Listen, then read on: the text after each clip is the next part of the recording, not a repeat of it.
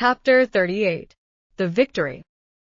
Thanks be unto God, who giveth us the victory. Have not many of us, in the weary way of life, felt, in some hours, how far easier it were to die than to live?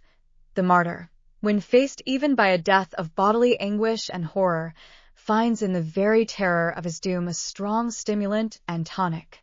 There is a vivid excitement, a thrill and fervor, which may carry through any crisis of suffering that is the birth hour of eternal glory and rest. But to live, to wear on, day after day, of mean, bitter, low, harassing servitude, every nerve dampened and depressed, every power of feeling gradually smothered, this long and wasting heart martyrdom, this slow, daily bleeding away of the inward life, drop by drop, hour after hour. This is the true searching test of what there may be in man or woman. When Tom stood face to face with his persecutor and heard his threats, and thought in his very soul that his hour was come, his heart swelled bravely in him, and he thought he could bear torture and fire, bear anything, with the vision of Jesus and heaven but just a step beyond. But when he was gone, and the present excitement passed off, came back the pain of his bruised and weary limbs. Came back the sense of his utterly degraded, hopeless, forlorn estate, and the day passed wearily. Enough, long before his wounds were healed, Legree insisted that he should be put to the regular field work, and then came day after day of pain and weariness, aggravated by every kind of injustice and indignity that the ill will of a mean and malicious mind could devise. Whoever, in our circumstances, has made trial of pain, even with all the alleviations which, for us, usually attend it, must know the irritation that comes with it. Tom no longer wondered at the habitual surliness of his associates. Nay, he found the placid, sunny temper, which had been the habitude of his life, broken in on and sorely strained by the inroads of the same thing. He had flattered himself on leisure to read his Bible, but there was no such thing as leisure there. In the height of the season, Legree did not hesitate to press all his hands through, Sundays and weekdays alike. Why shouldn't he? He made more cotton by it and gained his wager, and if it wore out a few more hands, he could buy better ones. At first, Tom used to read a verse or two of his Bible by the flicker of the fire, after he had returned from his daily toil, but after the cruel treatment he received, he used to come home so exhausted that his head swam and his eyes failed when he tried to read, and he was fain to stretch himself down with the others, in utter exhaustion. Is it strange that the religious peace and trust which had upborne him hitherto should give way to tossings of soul and despondent darkness? The gloomiest problem of this mysterious life was constantly before his eyes, souls crushed and ruined, evil triumphant, and God silent. It was weeks and months that Tom wrestled, in his own soul, in darkness and sorrow.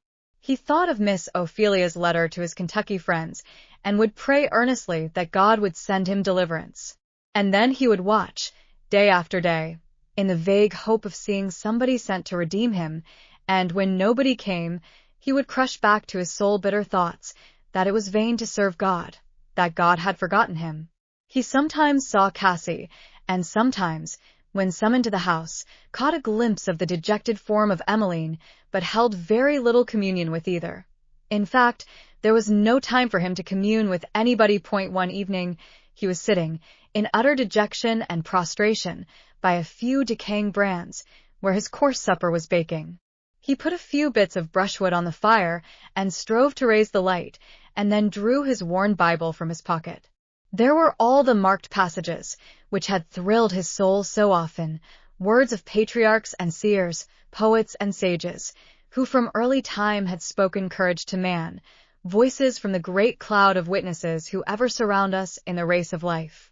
Had the word lost its power, or could the failing eye and weary sense no longer answer to the touch of that mighty inspiration? Heavily sighing, he put it in his pocket. A coarse laugh roused him. He looked up. Legree was standing opposite to him. "Well, old boy," he said, "you find your religion don't work, it seems. I thought I should get that through your wool, at last." The cruel taunt was more than hunger and cold and nakedness. Tom was silent. "You are a fool," said Legree, "for I meant to do well by you when I bought you. You might have been better off than Sambo or Quimbo either, and had easy times, and instead of getting cut up and thrashed every day or two, you might have had liberty to lord it round, and cut up the other niggers, and ye might have had, now and then, a good warming of whiskey punch. Come, Tom, don't you think you'd better be reasonable? Heave that old pack of trash in the fire, and join my church." "The Lord forbid," said Tom fervently. "You see, the Lord ain't going to help you. If he had been, he wouldn't have let me get you. This your religion is all a mess of lying trumpery, Tom. I know all about it. Ye'd better hold to me.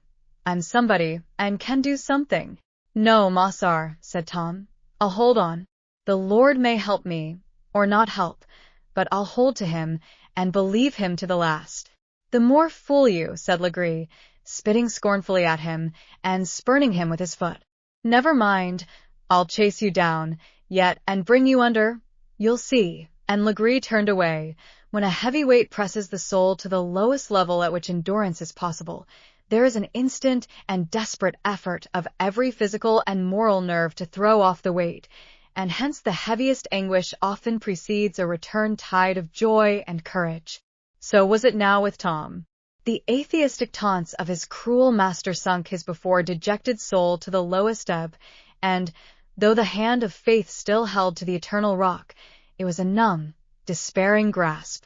Tom sat, like one stunned, at the fire. Suddenly everything around him seemed to fade, and a vision rose before him of one crowned with thorns, buffeted and bleeding. Tom gazed, in awe and wonder, at the majestic patience of the face. The deep, pathetic eyes thrilled him to his inmost heart. His soul woke, as, with floods of emotion, he stretched out his hands and fell upon his knees, when, gradually, the vision changed. The sharp thorns became rays of glory, and, in splendor inconceivable, he saw that same face bending compassionately towards him, and a voice said, "He that overcometh shall sit down with me on my throne, even as I also overcome, and am set down with my Father on his throne." How long Tom lay there he knew not. When he came to himself, the fire was gone out, his clothes were wet with the chill and drenching dews, but the dread soul crisis was past, and, in the joy that filled him, he no longer felt hunger, cold, degradation, disappointment, wretchedness.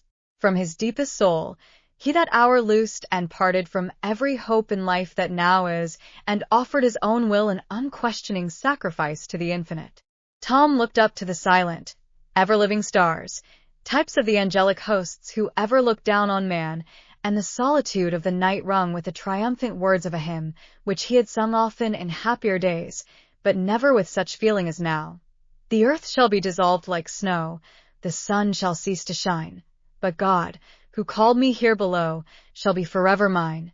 And when this mortal life shall fail, and flesh and sense shall cease, I shall possess within the veil a life of joy and peace. When we've been there 10,000 years, bright shining like the sun, we've no less days to sing God's praise than when we first begun." Those who have been familiar with the religious histories of the slave population know that relations like what we have narrated are very common among them. We have heard some from their own lips, of a very touching and affecting character. The psychologist tells us of a state in which the affections and images of the mind become so dominant and overpowering that they press into their service the outward imagining. Who shall measure what an all-pervading spirit may do with these capabilities of our mortality, or the ways in which he may encourage the desponding souls of the desolate? If the poor forgotten slave believes that Jesus hath appeared and spoken to him, who shall contradict him? Did he not say that his mission, in all ages, was to bind up the broken-hearted, and set at liberty them that are bruised? When the dim gray of dawn woke the slumberers to go forth to the field, there was among those tattered and shivering wretches one who walked with an exultant tread, for firmer than the ground he trod on was his strong faith in almighty, eternal love. Ah, Legree, try all your forces now. Utmost agony, woe, degradation, want, and loss of all things, shall only hasten on the process by which he shall be made a king and a priest unto God. From this time, an inviolable sphere of peace encompassed the lowly heart of the oppressed one. An ever-present Savior hallowed it as a temple. Past now the bleeding of earthly regrets, past its fluctuations of hope and fear and desire. The human will, bent and bleeding and struggling long, was now entirely merged in the divine. So short now seemed the remaining voyage of life, so near, so vivid, seemed eternal blessedness, that life's uttermost woes fell from him unharming. All noticed the change in his appearance. Cheerfulness and alertness seemed to return to him, and a quietness which no insult or injury could ruffle seemed to possess him. What the devil's got into Tom? Legree said to Sambo. A while ago he was all down in the mouth, and now he's pert as a cricket. Dunno, mosser. Gwine to run off, Meb. Like to see him try that, said Legree, with a savage grin. Wouldn't we, Sambo? Guess we would. Ha, ha. Ho, said the sooty gnome, laughing obsequiously. Lord de fun. To see him stickin' into mud, chasin' and tearin' through de bushes, dogs a-holdin' on to him. Lord, I laughed fit to split, dat ar time we cotched Molly. I thought they'd a-had her all stripped up afore I could get 'em off. She cars de marks, oh, dat ar spree yet. I reckon she will, to her grave, said Legree. But now, Sambo, you look sharp. If the nigger's got anything of this sort going, trip him up. Mossar, let me loan for dat, said Sambo. I'll treat a coon. Ho, ho, ho. This was spoken as Legree was getting on his horse to go to the neighboring town. That night, as he was returning, he thought he would turn his horse and ride round the quarters and see if all was safe. It was a superb moonlight night, and the shadows of the graceful china trees lay minutely penciled on the turf below, and there was that transparent stillness in the air which it seems almost unholy to disturb.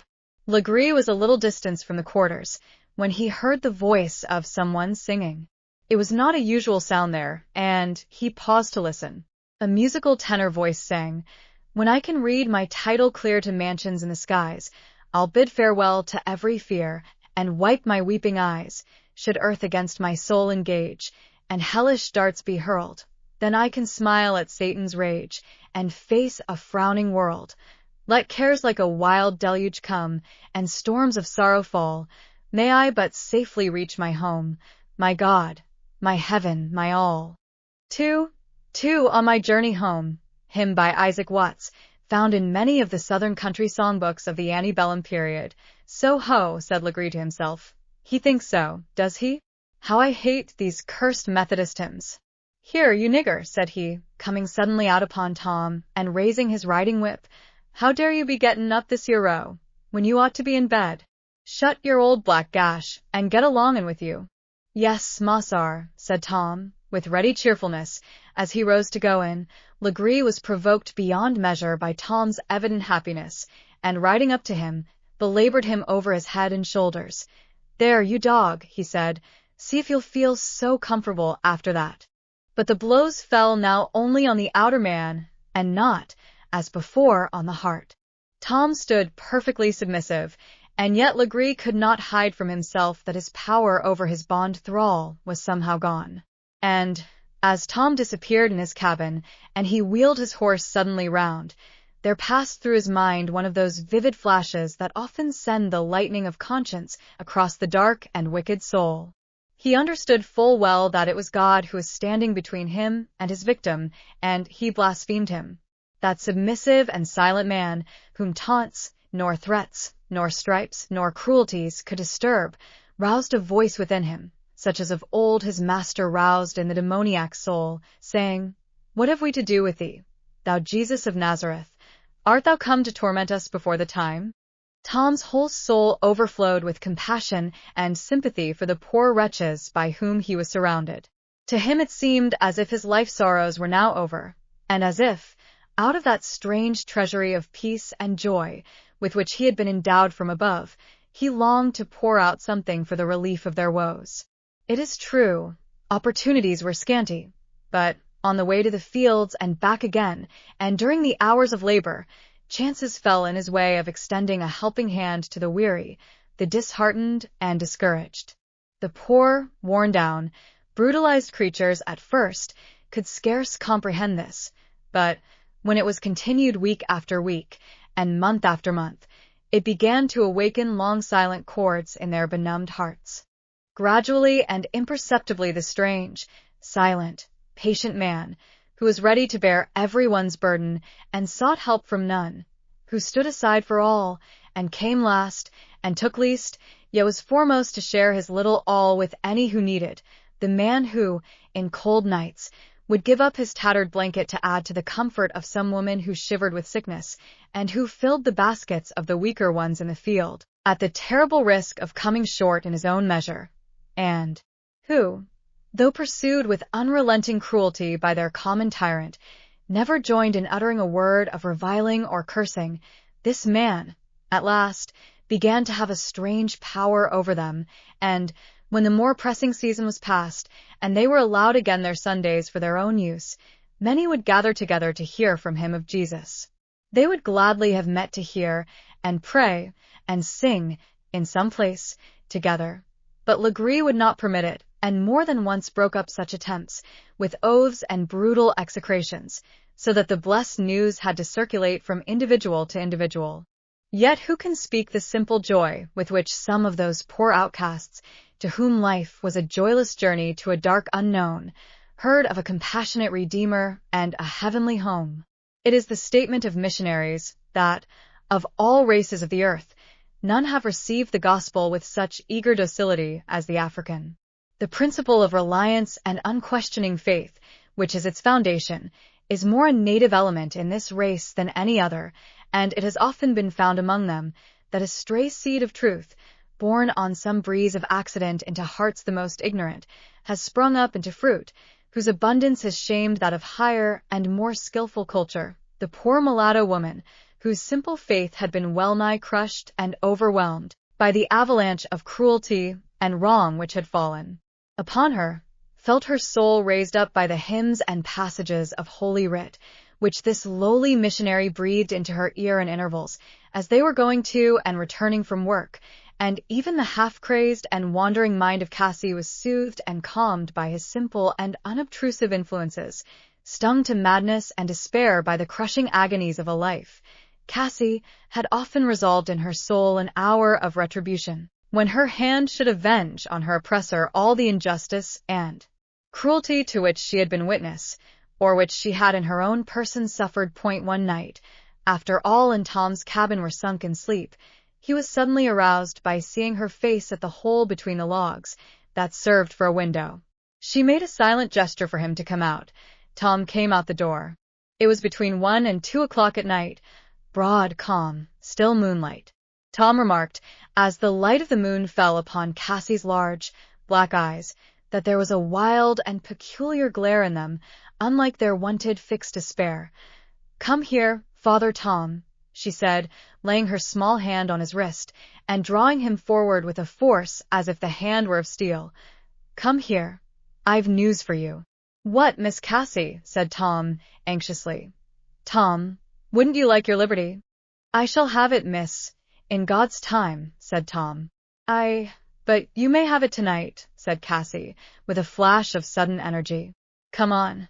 Tom hesitated. "Come," said she in a whisper, fixing her black eyes on him. Come along. He's asleep sound. "I put enough into his brandy to keep him so. I wish I'd had more. I shouldn't have wanted you. But come, the back door is unlocked.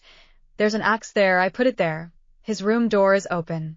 I'll show you the way. I'd have done it myself, only my arms are so weak. Come along." "Not for 10,000 worlds, miss," said Tom, firmly, stopping and holding her back as she was pressing forward. "But think of all these poor creatures," said Cassy. "We might set them all free, and go somewhere in the swamps, and find an island, and live by ourselves. I've heard of its being done. Any life is better than this." "No," said Tom firmly. No. "Good never comes of wickedness. I'd sooner chop my right hand off." "Then I shall do it," said Cassy, turning. "Oh, Miss Cassy," said Tom, throwing himself before her, "for the dear Lord's sake that died for ye, don't sell your precious soul to the devil that way. Nothing but evil will come of it. The Lord hasn't called us to wrath. We must suffer and wait his time." "Wait," said Cassy. "Haven't I waited? Waited till my head is dizzy and my heart sick? What has he made me suffer? What has he made hundreds of poor creatures suffer? Isn't he wringing the life-blood out of you? I'm called on, they call me. His time's come, and I'll have his heart's blood." "No, no, no," said Tom, holding her small hands, which were clenched with spasmodic violence. "No, ye poor, lost soul, that ye mustn't do. The dear, blessed Lord never shed no blood but his own, and that he poured out for us when we was enemies. Lord, help us to follow his steps and love our enemies." "Love," said Cassy, with a fierce glare. "Love such enemies. It isn't in flesh and blood." "No, miss, it isn't," said Tom, looking up, "but he gives it to us, and that's the victory. When we can love and pray over all and through all, the battle's past and the victory's come. Glory be to God." And, with streaming eyes and choking voice, the black man looked up to heaven. And this, oh, Africa, latest called of nations, called to the crown of thorns, the scourge, the bloody sweat, the cross of agony, this is to be thy victory. By this shalt thou reign with Christ when his kingdom shall come on earth. The deep fervor of Tom's feelings, the softness of his voice, his tears, fell like dew on the wild, unsettled spirit of the poor woman. A softness gathered over the lurid fires of her eye.